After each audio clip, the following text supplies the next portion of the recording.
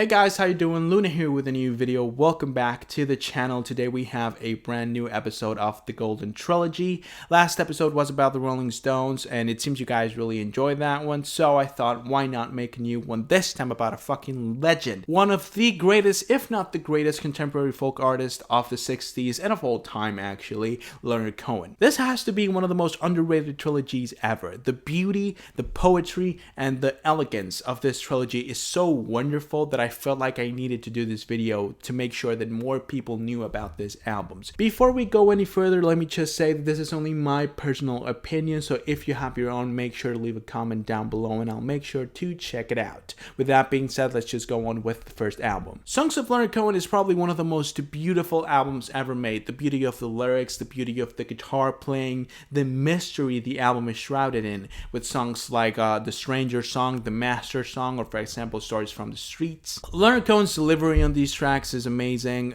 making sure he sings in the same melody so we can focus on the story.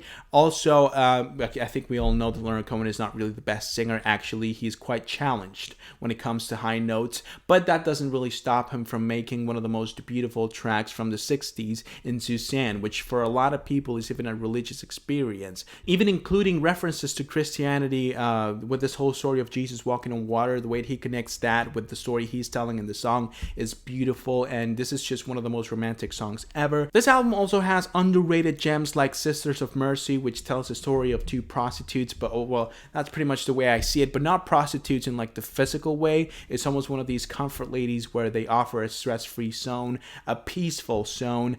He tells the story of these two ladies and how he hopes that you meet them too, so you can also feel the peace and the relief that these ladies make you feel. A truly beautiful song and my personal favorite from the album. You also have shorter tracks like Winter Lady, talking about a traveling lady who's offering him comfort. Again, it seems like he's talking about the same person, but he really isn't. It's a different story, and the way that he tells the story is just beautiful, on point. And even though his performance is again quite challenged, he doesn't really know how to sing that well, the simplicity of the lyrics and the instrumentation make this vulnerability in his voice make sense, because you know your average folk can really sing that well either. So I think it creates that connection between the listener and the artist. Overall, I just don't really think that there's a song in this album that I don't like. I think this album is one of the greatest records released in 1967, and believe me, it was a fucking amazing year for music. There were so many changes in music in that year, you know, with the whole psychedelic revolution, with hard rock being a thing, with heavy metal being introduced into music as well. Like so many changes in music that I feel like this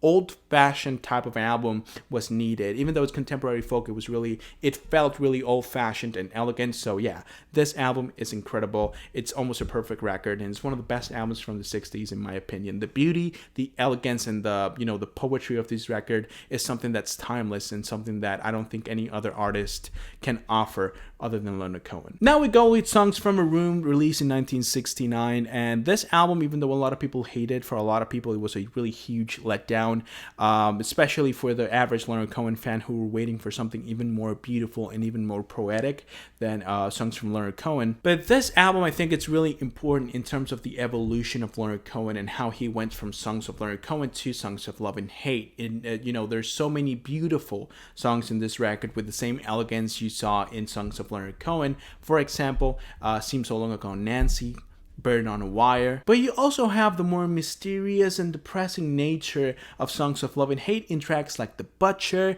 in tracks like The Partisan, for example, which is an amazing cover from a French classic. Story of Isaac, in my opinion, his storytelling was way better on this album, even though it wasn't as beautiful, the performance wasn't as good.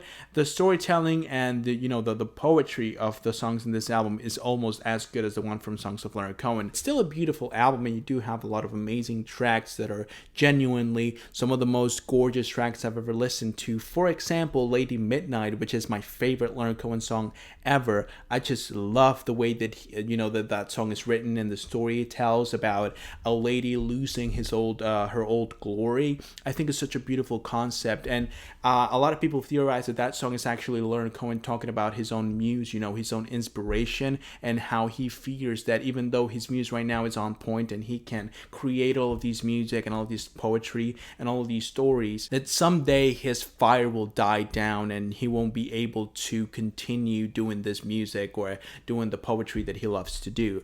I think it's a beautiful song and honestly one of my favorite songs ever. So even though this album isn't nearly as enjoyable as Songs of Leonard Cohen, I still think it's a really good album, and it's a really important album for Leonard Cohen's evolution into Songs of Love and Hate. Don't try to focus on the performance, don't try to focus on the melodies, try to focus on the poetry of the record, on the stories it tries to tell you, on the humanity behind Leonard Cohen's voice. And if you do that, I guarantee that you'll find the same spark and the same light I find in this album, and that you'll see the reason why I think this album is underrated. Now let's go with Songs of Love and Hate, released in 1971. Now, everything I've said about Leonard Cohen up to this point, the beauty of his poetry and lyrics, the beautiful melodies that he came up with in Songs of Love and Hate, the incredible stories and, metaphors that he used in albums like Songs from a Room. Take all of the positive things from the previous albums and you have yourself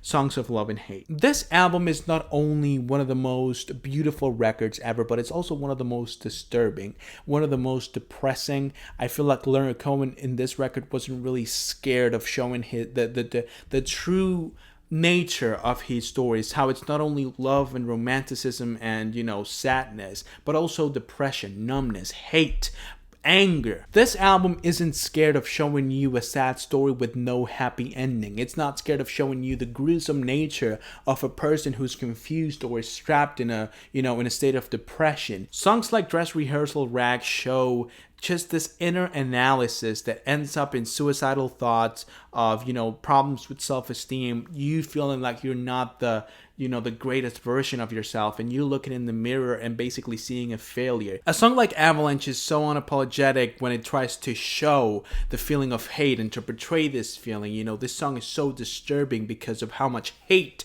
you can feel behind Leonard Cohen's voice. One of my favorite tracks from the album. But that doesn't mean that every song on this album is going to be mysterious or depressing and, sad. You do have a bunch of beautiful songs. For example, Love Calls You By Your Name, or the beautiful poetry of a track like Last Year's Man, which is one of my favorites from the album. You also have Famous Blue Raincoat. I love the story that song portrays. This story where, you have a lover and you feel like she has anger and hatred and, she's sad and she's not happy anymore. And then the person that takes away all those negative feelings is someone else, and you have to, understand and accept it because you love her and you want her to be happy. But at the same time, you have to understand the fact that it wasn't you who took all these feelings away. It's a beautiful track and it's really heartbreaking. You also have Joan of Arc, which is an incredible poem about a man who doesn't really want to go to work, but you get this feeling of responsibility when you feel like you want to protect something. Joan of Arc is, in terms of lyrics and its concept, one of my favorite songs from this album.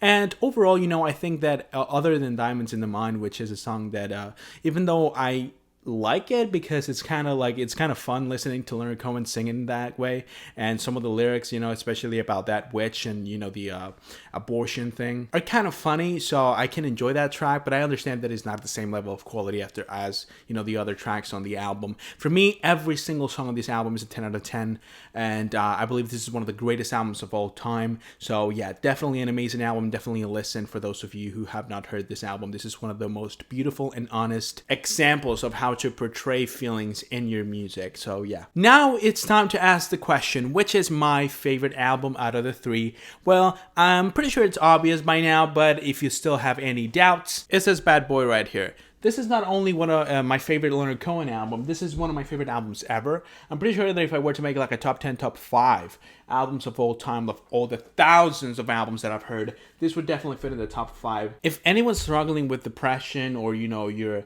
having feelings that you don't really know what they are and you're trying to figure it out and it's hard for you to get up in the morning and do what you have to do, I recommend you to listen to this album because it's a really important album in my opinion. I think it speaks to a lot of people who are trying to understand the human nature, and in understanding human nature, you have to look at the good things and the bad things in this album. It's an album that focuses like on the ugly side of emotions, and not a lot of albums do that. And personally, when I heard this album for the first time, it really helped me understand a lot of feelings that I didn't really know how to confront them. So that's the reason why I recommend this album so much. I also love the little poem that's on the back. They locked up a man who wanted to rule the world. The fools, they locked up the wrong man. I don't know what the fuck that means, but I love it. So yeah, that'll be it for today's video, guys. I really hope that you enjoyed. If you did, go ahead and leave a like on the video and subscribe to the channel so you don't miss any of the videos that I upload.